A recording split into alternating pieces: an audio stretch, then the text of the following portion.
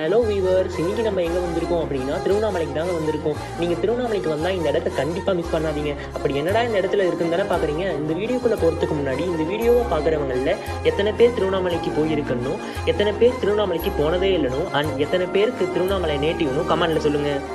சரி வாங்க வீடியோக்குள்ளே போகலாம். நம்ம திருவண்ணாமலையில் இருக்க ரமண மகரிஷி ஆசிரமுக்கு தான் வந்திருந்தோம். இந்த இடத்துல நீங்க வரணும்னு ஆசைப்பட்டீங்கன்னா காலையில் ஒரு 8 o'clock கூட வந்துருங்க. அப்பதான் வந்து எல்லா இடத்தையுமே விசிட் பண்ண கரெக்டான டைமா இருக்கும். நீங்களும் இந்த இடத்துக்கு வரணும்னு ஆசைப்பட்டீங்கன்னா லொகேஷன் வந்து கமெண்ட் செக்ஷனில் பின் பண்ணியிருக்கேன், பார்த்துக்கோங்க.